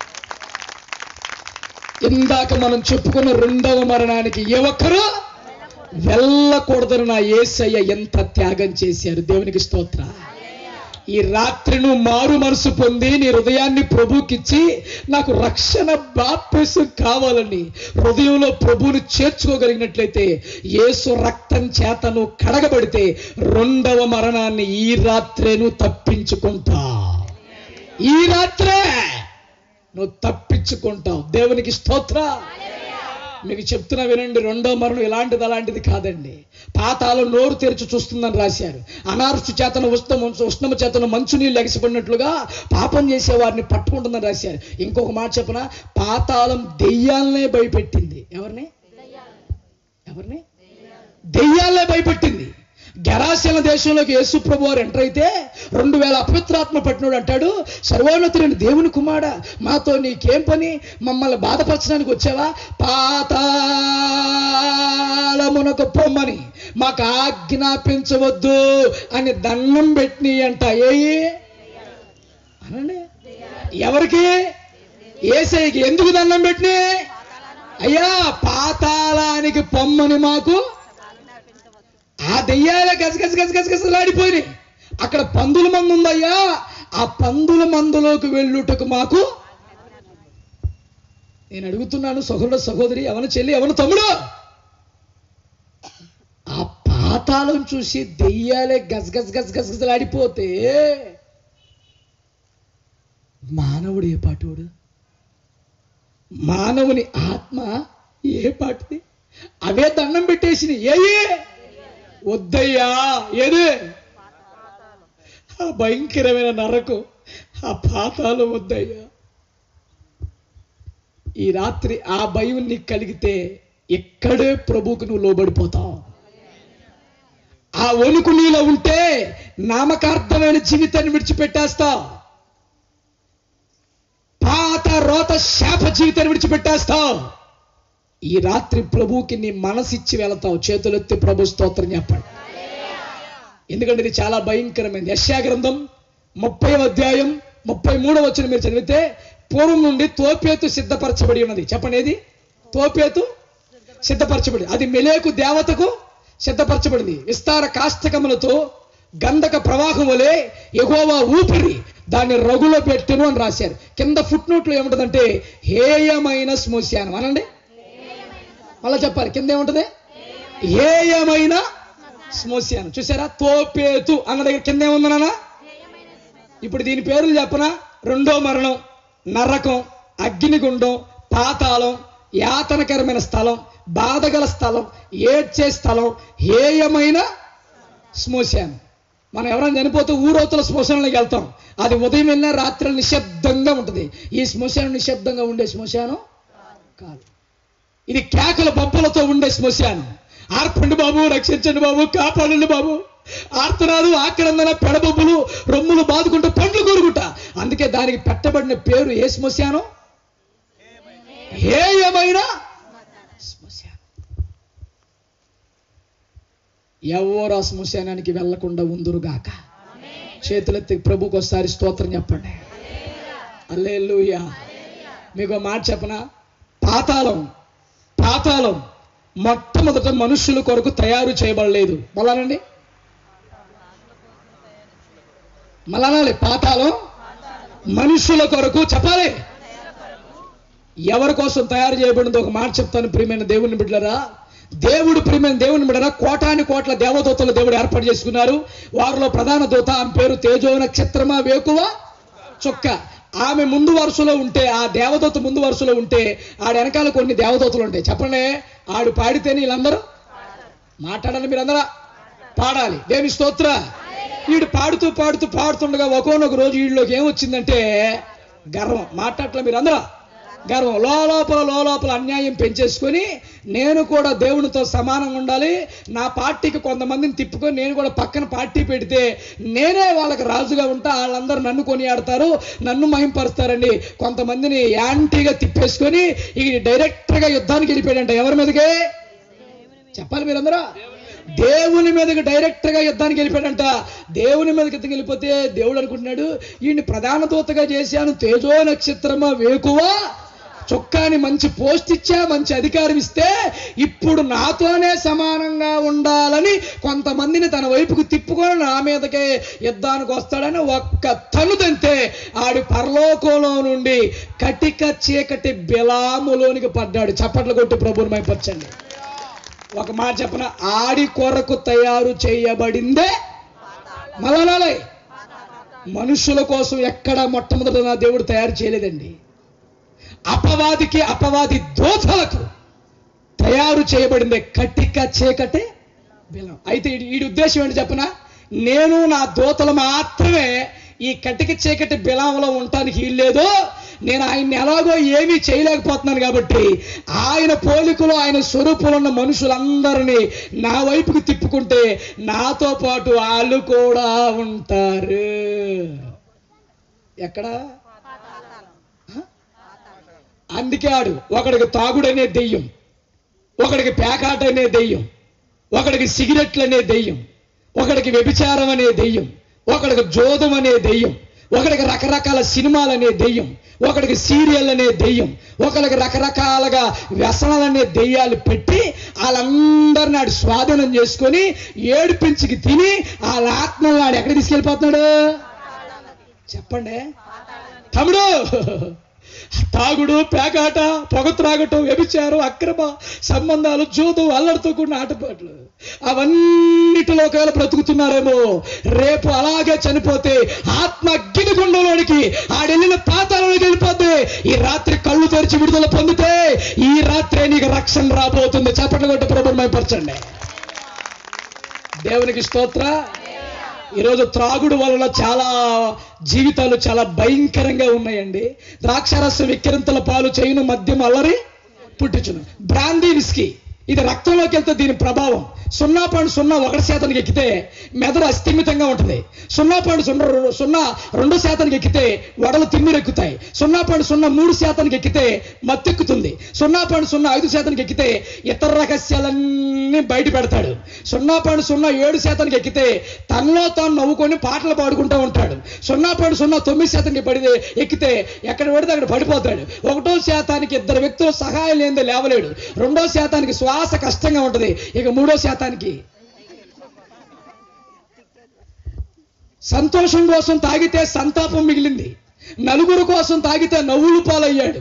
ధైర్యం కోసం తాగి వనకటం మొదలెట్టాడు. ఫ్రీగా మాట్లాడదామని తాగి నత్తినత్తిగా మాట్లాడుతున్నాడు. రిలాక్స్ అవుదామని తాగి ఒత్తిడికి గురవుతున్నాడు.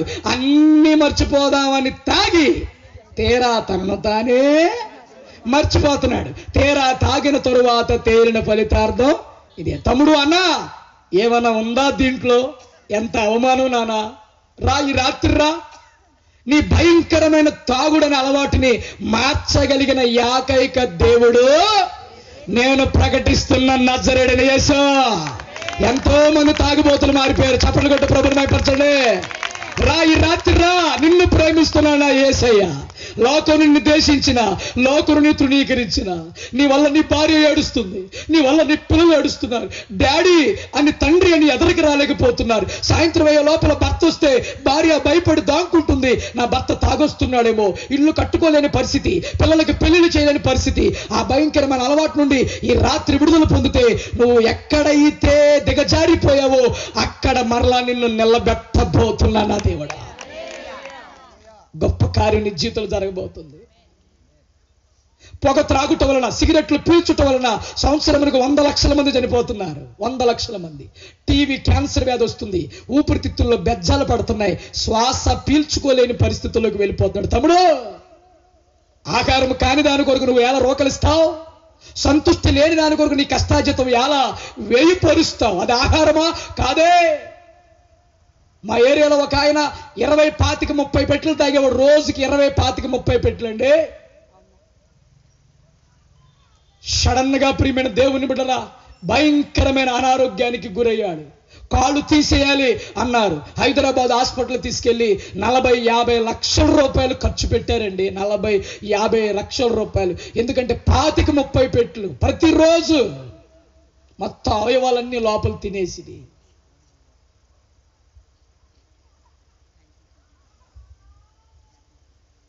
ఈ దేహము దేవుని ఆలయమై ఉన్నది. చేతులెత్తి ప్రభు స్తోత్రం చెప్పండి. వ్యభిచారం. భర్త ఉండగా వేరొక పరపురుషుడితో, భార్య ఉండగా వేరొక పరాయి స్త్రీతో అక్రమ సంబంధాలు పెట్టుకొని వ్యభిచారం. వ్యభిచారం వల్ల ఎయిడ్స్ వ్యాధి వస్తుంది. ఎయిడ్స్ వ్యాధికి మందు లేదు. కాళ్ళంతా చెయ్యంతా మంచాల మీద తీసుకొని చనిపోతున్నారు చాలా మంది.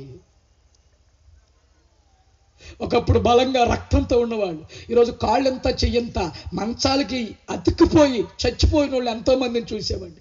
ఒకడు తన ఒడిలో అగ్ని ఉంచుకొనడల వాని వస్త్రములు, ఒకడు నిప్పుల మీద నడిచిన వాని పాదములు. అది అగ్నిని తెలిసి అగ్నితో చెలగాటమా? తమ్ముడు, అన్న, అక్క, చెల్లె, పాపాన్ని విడిచిపెట్టి ప్రభువుకు లోబడుదువు గాక. దేవునికి స్తోత్ర. అక్రమం విస్తరించడం వల్ల అనేకుల ప్రేమ ఏమైపోతుంది చెప్పండి? చల్లారిపోతుందండి. ఈ రోజున సెల్ ఫోన్ అనే దెయ్యం పట్టింది చాలా మందికి. ఏ దెయ్యం? మాట్లాడరు మీరందరా? దేవుడు మంచిగా ఇచ్చాడు ఆ వస్తువుని, కానీ ఈరోజు మానవుడు మంచిగా దాన్ని వాడటం లేదండి.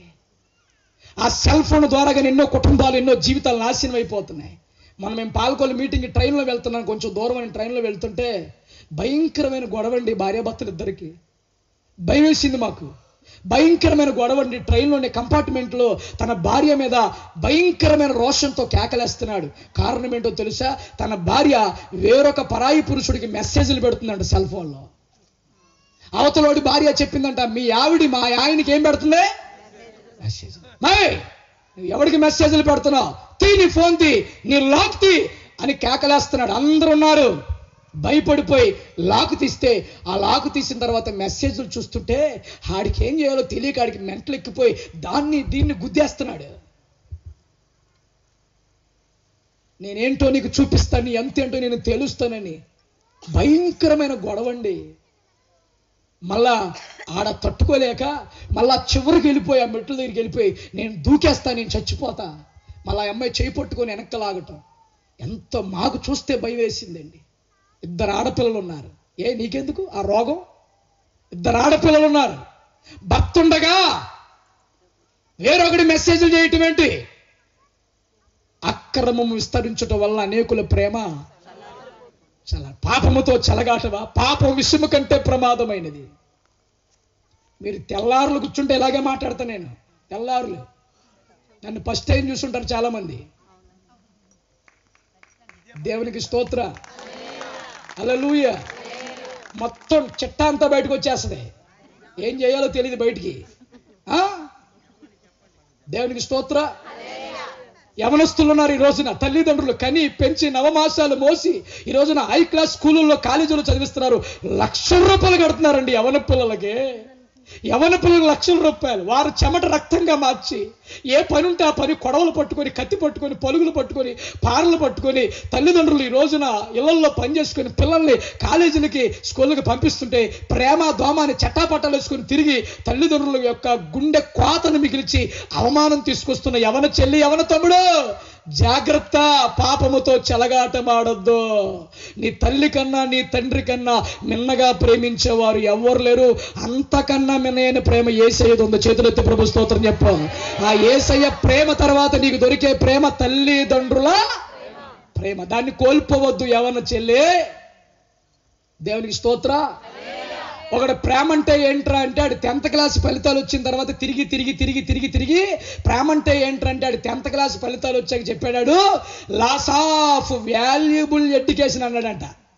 LOVE, loss of valuable.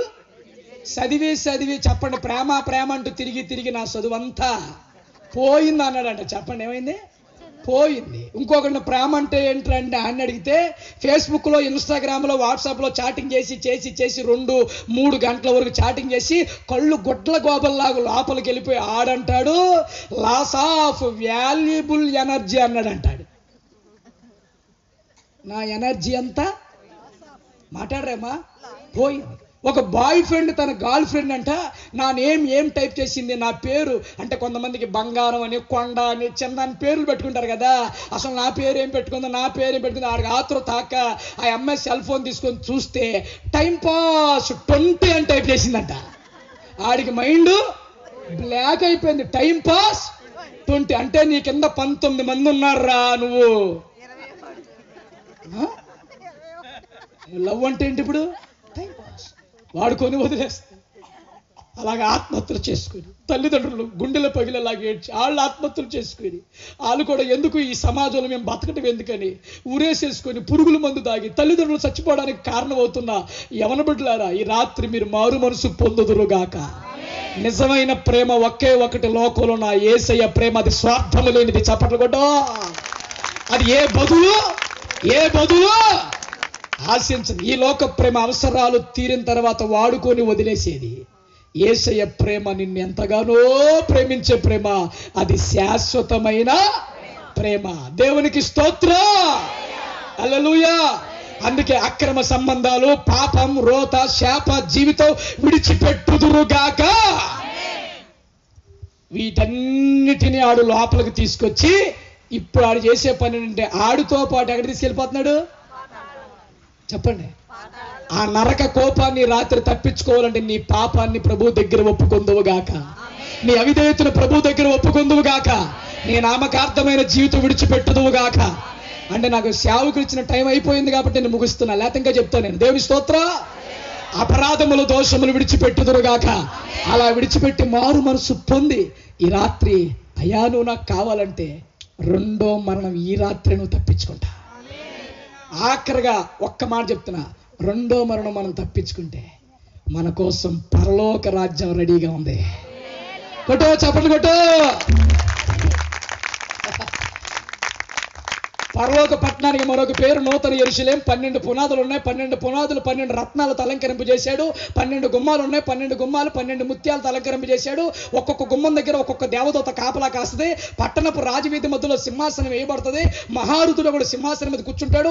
ఎమ్మంత ధవలమైన తెల్లని వస్త్రాలు ధరించుకొని తెల్లని ఉన్ని పొల తల వెంట్రుకలు కలిగి మహారుతుడు కూడా సింహాసనం మీద కూర్చుంటే కింద చక్రాల అగ్ని మరకత వల్ల తిరుగుతూ నిప్పు రవ్వలు రాలుస్తుంటే పైనుండి ఇంద్ర ధనస్సు ఆవరించి ఉంటే ఆ సింహాసనం మీద కూర్చున్న యేసయ్య దగా దగా దగా దగా దగా దగా మెరిసిపోతా ఉంటే సియోనులో ఆయన చూడటానికి మన కన్నులు చాలవు.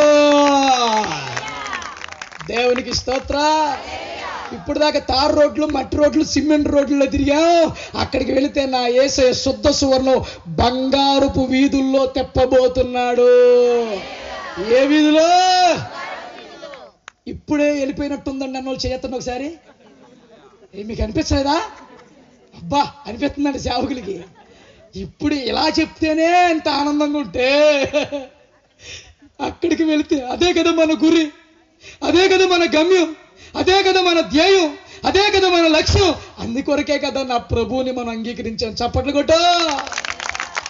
యేసుని రక్తమందు కడుగాబడి వాక్యం చే నిత్యం భద్ర పరచబడి, యేసుని రక్తమందు కడుగాబడి వాక్యం చే నిత్యం భద్ర పరచబడి నిష్కలంక పరిశుద్ధులతో చేరద నేను, నిష్కలంక పరిశుద్ధులతో చేరద నేను.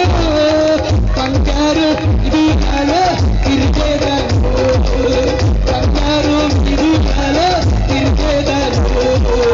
ప్రియా యేసు రాజును రక్షించిన చాలు, మహిమలో నేనాయన ఉంటే చాలు. ప్రియా యేసు రాజును రక్షించిన చాలు, మహిమలో నేనాయన ఉంటే చాలు. అనండి గట్టిగా గట్టిగా చాలు చాలు చాలు అనండి గట్టిగా చాలు. హల్లెలూయా. ఆకలి లేదు, సూర్యుని ఎండ, వడగాలి, కన్నీరు, దుఃఖం, ఆ రాజ్యానికి ఏదో ఒక రోజు మనం చేరుదుగాక. రెండో మరణం నా భర్త, నా భార్య, నా పిల్లలు, నా పెదపాడు ప్రాంతం, తోటగూడెం, ఈ పరిసర ప్రాంతం, వసంతవాడ, ఎక్కడెక్కడి నుండి వచ్చారో అయ్యా, నా ఏరియాలో, నా దేశం, నా రాష్ట్రం, అందరూ రెండో మరణం తప్పించుకుందురుగాక. ఏ ఒక్క ఆత్మ నశించిపోవటం నీకు ఈ రాత్రి నా జీవితానికి సమర్పిస్తున్న లోబడితే ఈ రాత్రే ప్రభు కార్యం చేయబోతున్నాడు. మరణము కంటే ఎక్కువ దుఃఖం కలిగించింది ఒకటి నాకు, అదే రెండవ వద్దయ్యా అన్నవారు ఒకసారి ఆ రెండో మరణం వద్దయ్యా. మేమందరం నిత్యరాజ్యానికి ఏమో వాళ్ళు చెప్పాలా? అందరు లేచి నిలబడండి. దేవుడి మాటలు వెనుకల్లో దీవించును గాక. అందరు కళ్ళు మూసుకోండి. 2 నిమిషాలు అందరు ఏడవాలి, కన్నీరు కార్చాలి. నేను అప్పుడే ముగిస్తాను. 2 నిమిషాలు అందరు ఎవరు కళ్ళు తెరవకూడదు, ఎవరు కళ్ళు తెరవకూడదు. కళ్ళు మూసుకోండి, చేతులు ఎత్తండి.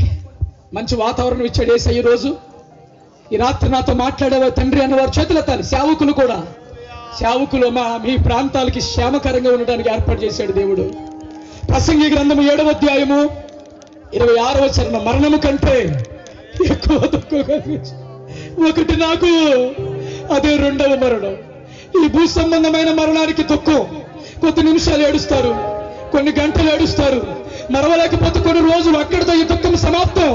కానీ ఆత్మ నరకానికి వెళితే 1 రోజు కాదు, 10 రోజులు కాదు, 1 నెల కాదు, 10 నెలలు కాదు, 1 సంవత్సరం కాదు, 10 సంవత్సరాలు కాదు, యుగ యుగములు తరతరములు ఆర్పండి బాబు, రక్షించండి బాబు, కాపాడండి బాబు.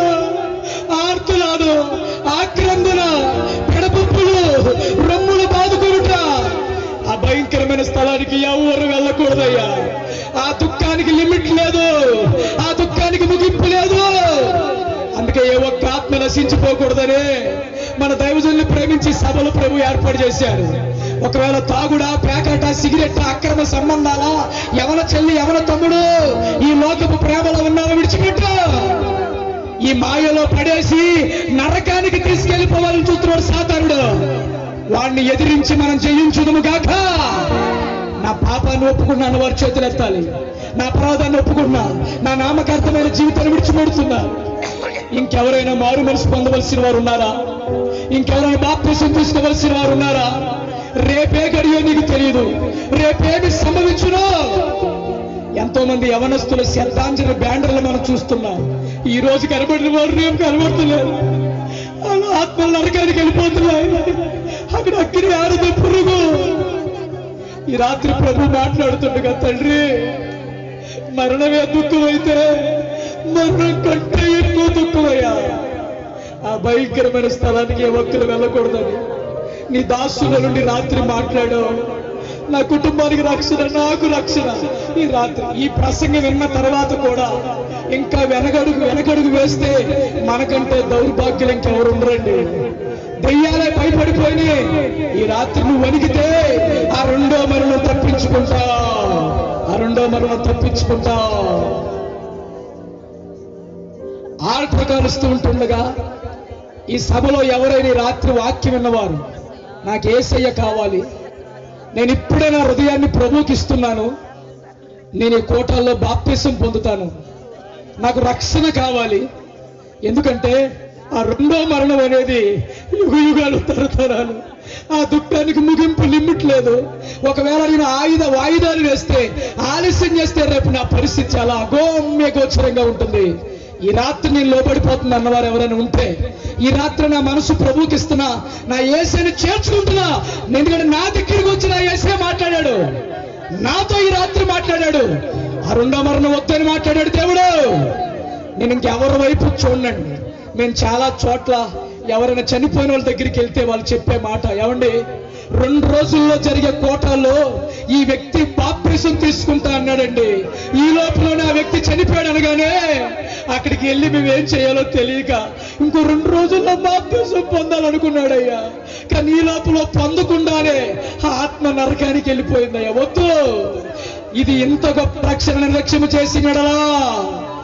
నమ్మి బాప్తిసం పొందిన వాడు రక్షించబడును, నమ్మని వారికి శిక్ష. ఎవరు చెల్లి, ఎవరు తమ్ముడు, నీ కన్నీరు ప్రభు చూస్తున్నాడు, నీ కన్నీరు ప్రభు చూస్తున్నాడు, నీ వేదన, నీ పశ్చాత్తాప ప్రభు చూస్తున్నాడు. నాకు యేసయ్య కావాలి, ఈ రాత్రి నా యేసయ్యకి లోబడుతున్నాను, నా మనసు ఆయనకి ఇస్తున్నాను వారు ఎవరైనా ఉంటే మీరు ధైర్యంగా స్టేజ్ దగ్గరికి నా ముందుకు వస్తే మీకోసం నేను ప్రత్యేకంగా ప్రార్థన చేయడానికి ఇష్టపడుతున్నాను. నా హృదయాన్ని ప్రభుకి ఇస్తున్నాను. నాకు రక్షణ కావాలి, నేను రక్షణ పొందుతాను అన్నవారు ఉంటే వాళ్ళు మాత్రమే రావాలి. ఎవరు ఉంటే త్వరగా రండి, మీకోసం ప్రత్యేకంగా ప్రార్థన చేస్తాను. ఈ రాత్రి నా యేసయ్యను లోబడుతున్నామా. రక్షణ పొందిన వారు కాదు, రక్షణ ఇంతకు ముందు పొందిన వారు కాదు అమ్మా, మళ్ళా గుర్తుపెట్టుకోండి, పొందిన వారు కాదు. ఇప్పుడు నాకు ప్రజెంట్ రక్షణ కావాలి, నాకు యేసయ్య కావాలి, అనుకున్న వారు మాత్రమే. అమ్మా బాప్తిసం పొందలేదు నువ్వు, ఇప్పుడే పొందాలనిపించిందా నీకు? రా తల్లి రా. అమ్మ ఒక తల్లిగారు ఇప్పుడే బాప్తిసం పొందాలని ఇదిగో తల్లిగారితో ప్రభు మాట్లాడారు. ఇంకో ఏడుస్తుంది, పశ్చాత్తాపడుతుంది, కన్నీరు కారుస్తుంది తల్లిగారు. ఆ రక్షణ భాగ్యం ఈ ప్రభు ఈ తల్లిగారికి ఇచ్చునుగాక. ఇంకెవరైనా ఉంటారండి? చెల్లి, తమ్ముడు, అన్న, ఆలస్యం చేయమాక, వాయిదా వేయమాక. నాకు బాప్తిసం కావాలి. ఇంకెంత ప్రసంగం విన్న తర్వాత కూడా నేను ఆలస్యం చేస్తే నాకన్నా దౌర్భాగ్యులు ఇంకెవరుండ్రయ్యా. ఆ రెండో మరణం వద్దు ప్రభు. అగ్ని ఆరదు, పురుగు. ఉన్నారా ఎవన చెల్లి, ఎవన తమ్ముడు? ఇంకా బాప్తిసం పొందవలసిన ఎవరు ఉంటే రండి, ఎదురుకి రండి. మీకోసం నేను ప్రత్యేకంగా ప్రార్థన చేయబోతున్నాను. ఒక తల్లిగారు మన మధ్యకు వచ్చింది, ఇప్పుడు బాప్తిసం తీసుకుంటానని వచ్చింది. ఉన్నారు ఇంకెవరైనా? సహోదరి కూడా మన మధ్యకు వచ్చింది. మరొక సహోదరి వచ్చింది, నాకు రక్షణ కావాలని, నాకు బాప్తిసం కావాలని. ఇంకెవరైనా ఉంటే ఉన్నారా? మారు మనసు పొందే సమయం ఈ రాత్రి, ఇదే మిక్కిలి అనుకూల సమయం, ఇదే రక్షణ. ఇదిగో సహోదరి పశ్చాత్తాపడుతుంది. ఇదిగో మరొక సహోదరి కూడా వచ్చింది మన మధ్యకి, నాకు బాప్తిసం కావాలి, నాకు రక్షణ కావాలి. ముగ్గురు సహోదరులు వచ్చారు మన మధ్యకి ఇప్పుడు. తండ్రి, మాకు రక్షణ కావాలి. ఈ రాత్రి నీకు లోపడుతున్నామని ఏడుస్తున్నారు, కన్నీరు కారుస్తున్నారు. ఇంకెవరైనా ఉంటారండి రాత్రి? రక్షణ లేని వారు రండమ్మా. నమ్మి బాప్తిసం పొందిన వాడు రక్షించబడును. యవన చెల్లి, రేపు మంద కాదు, రేపేం జరుగునో. ఇదిగో ముగ్గురు కళ్ళమ్మ నీళ్లు పెట్టుకుంటున్నారు, కన్నీరు కారుస్తున్నారు, పశ్చాత్తాపడుతున్నారు. అయ్యా, సహోదరుని మీరు దర్శించు, నీ ఆత్మను సహోదరి మీద కుమ్మరించు. ఇప్పుడే నీ అభిషేకం ఈ బిడ్డ మీదకి వచ్చును కాక. నీ రక్షణ భాగ్యం దయచేయండి. తల్లిగారి మీదకి నీ ఆత్మను రానివ్వండి. పశ్చాత్తాపంలోకి మీరు నడిపిస్తున్నారు. ఈ గొప్ప కార్యము జరుగును గాక. సహోదరిని మీరు దర్శించు, పశ్చాత్తాపంలోకి నడిపిస్తుంటుండగా ఆత్మ ధారాళంగా బిడ్డ మీదకి దిగవచ్చును గాక. నీ బలమైన కార్యాన్ని జరిగించండి. దర్శించు ప్రభు. ఉన్నారా ఇంకెవరైనా? బాప్తిసం నాకు కావాలి. ఈ రాత్రి నేను మారు మనసు పొందుతున్నానయ్యా. రండి రండి, ఇదే మిక్కిలి అనుకూల సమయం. ముగ్గురిని ప్రభు ఈ రాత్రి నడిపించారు.